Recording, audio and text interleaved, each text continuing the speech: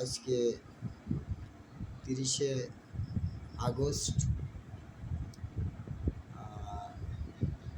15ই চৈত। আজকের এই দিন 16ই চৈত হয়েছে, তাই না? 16ই চৈত। আমি আমার নিজ বাসায় বসে ভিডিওটা করলাম।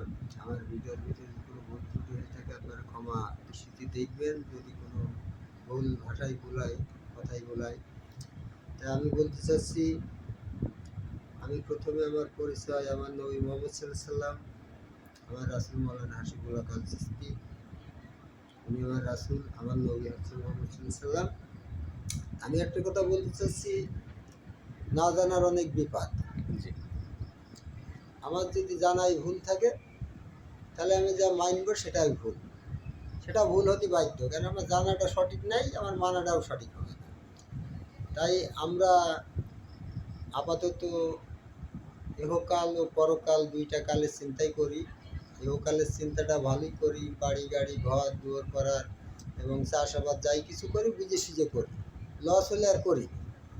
পরকালের চিন্তাটাও আমাদের করার দরকার বুঝে সুঝে, যাতে আমরা যে ইবাদতটা করি, ইবাদতটা আসলেও কোরআনের সাথে মিল আছে কি নেই। যদি কোরআনের সাথে আমাদের ইবাদতের মিল না থাকে, তাহলে আমাদের ইবাদতটা সঠিক হবে না।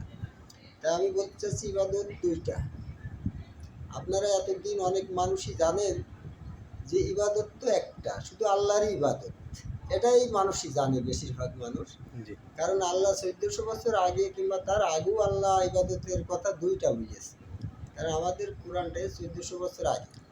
তাই আমরা যেটা পালাম কোরআনের মাধ্যমে, ইবাদতের মালিক হচ্ছে দুইটা। তাহলে ইবাদত হচ্ছে দুইটা। সূরা ইয়াসিনের 60 নম্বর আয়াত, 61 নম্বর আয়াত। সূরা ইয়াসিনের 60 নম্বর আয়াতে বলছে যে, আল্লাহ বলছে, হে বনি আদম, তোমরা ইবলিসের ইবাদত করো না। কার কথা? আল্লাহর কথা। 61 নম্বর আয়াতে বলছে যে, তোমরা আমার ইবাদত করো, সরল প্রত্যক্ত হও। তাহলে ইবাদতের মালিক কটা? দুইটা। ইয়াসিনের 61 নম্বর আয়াতে বলছে, হে বনি আদম, আমি কি তোমাদের বলিনি যে তোমরা ইবলিসের ইবাদত করো না? তাহলে আল্লাহ নিষেধ করে দিয়েছে সেই আদম আলাইহিস সালাম থেকে, সেই সময় থেকে নিষেধ করেছে। তাহলে 61 নম্বর আয়াতে বলছে যে তোমরা আমার ইবাদত করো, সরল পথ প্রাপ্ত হও। তাহলে ইবাদত হচ্ছে দুইটা, ইবাদতের মালিক হচ্ছে দুইটা। তাহলে আমরা কিডা কার ইবাদত করছি, এটা কোরআন থেকে জানতে হবে। আমরা ইবলিসের ইবাদতকারী কারা আর আল্লাহর ইবাদতকারী কারা। তাই ইবলিসের ইবাদতকারী কারা, এটা আমি একটু বলতে চাই। সেটা হচ্ছে সূরা মাইদার 104 নম্বর আয়াত। এখানে স্পষ্ট বলছে যে তাদেরকে যখন বলা হয় যে তোমরা আল্লাহ নাজিলকৃত বিধানের দিকে এসো, বিধান এবং রাসূলের দিকে এসো। তাহলে আল্লাহ নাজিলকৃত বিধান কি? কোরআন। তাহলে কোরআন আমাদের কি বলছে? কোরআন বলছে যে তোমরা রাসূলের আনুগত্য করো। তাহলে রাসূলের আনুগত্য করতে হলে পরে রাসূলের আনুগত্যটা তো জীবিত। তাহলে আমরা জীবিত রাসূল কোথায় পাবো? আমাদের 1400 বছর আগে আমাদের নবী মুহাম্মদ সাল্লাল্লাহু আলাইহি ওয়াসাল্লাম আমাদের নবী এবং রাসূল। তাহলে সেই রাসূল কোনো মৃত ব্যক্তি তো আনুগত্য করা যায় না, আনুগত্যটা বাস্তব। তাই রাসূলও বাস্তব। সেই জন্যই মাইদা 4 নম্বর আয়াতে বলছে, তোমরা আল্লাহর নাজিলকৃত বিধান এবং রসুলের দিকে এসো। কোন রসুলের দিকে? বাস্তব রসুল। তাই এই বাস্তব রসুলের দিকে যতক্ষণ আমরা না আসবো, ততক্ষণ আমরা আল্লাহর ইবাদতকারী হব না। কারণ সূরা নেসার 80 নম্বর আয়াতে বলছে যে আল্লাহ যে রাসূলের আনুগত্য করলে সে তো আল্লাহর আনুগত্য করবে। তাহলে রাসূলের আনুগত্যটা কি? আনুগত্যটা তো বাস্তব। তাহলে এই বাস্তব রাসূলের দিকে আসতে বলছে আমাদের কোরআন। তাহলে এই বাস্তব রাসূলের দিকে আমাদের আসতে হবে। তাই সূরা মাইদার 4 নম্বর আয়াতে বলছে, 104 নম্বর আয়াতে বলছে যে তোমরা আল্লাহর নাজিলকৃত বিধান, কোরআনের দিকে, বিধান এবং রাসূলের দিকে এসো, আল্লাহর রাসূল দিকে এসো। তাই আল্লাহর রাসূলের দিকে আসার কথা কাদের বলছে? যে হচ্ছে তখন সেই মুহাম্মদ সাল্লাল্লাহু আলাইহি সাল্লামের আমলে সেই পিরিয়ডের মানুষ বলল আমাদের জন্য তাই যথেষ্ট, আমরা আমাদের বাপ দাদা থেকে যা পেয়েছি। তাহলে বাপ দাদা থেকে কি পাইল? তাদের বাপ দাদারা কোরআন মানেনি, তাই কোরআনের দিকে আসেনি। তাদের পূর্বপুরুষ কোরআনের বাইরে ইবাদত করেছে, তাই তারা সেই কোরআনের বাইরেই ফিরেছে।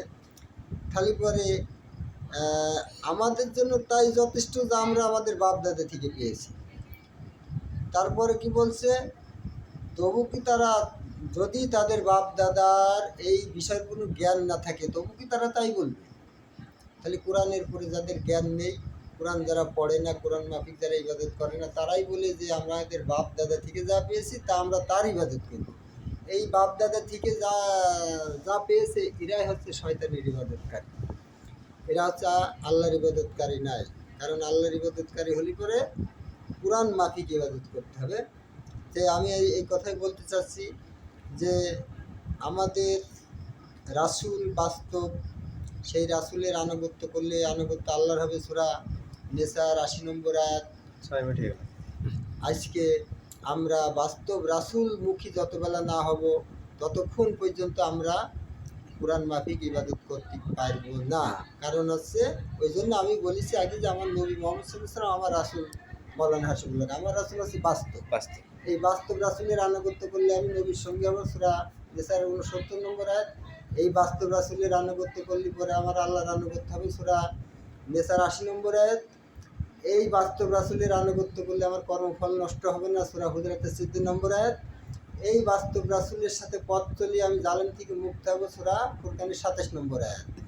এই বাস্তব রাসূলের আনুগত্য করলে, এই বাস্তব রাসূলের হাতে হাত দিয়ে বায়াত গ্রহণ করলে পরে আমার আল্লাহর হাতে হাত দিয়ে বায়াত গ্রহণ করা হবে, সূরা ফাতহার ১০ নম্বর আয়াত। তা আমি সবার প্রতি আহ্বান জানাই, আপনারা কোরআন মাফিক ইবাদত করেন, আপনাদের ইবাদতটা সঠিক হবে, আপনাদের কর্মফল বিনষ্ট হবে না। যদি কোরআন মাফিক ইবাদত না করেন আপনাদের কর্মফল বিনষ্ট হয়ে যাবে। তাই আমি সতর্ক হিসাবে কথাটা বললাম, আপনারা গ্রহণ করলে পরে আপনাদের ভালো হবে, না করলে আপনাদের ক্ষতি হবে। জয় জয় গুরু।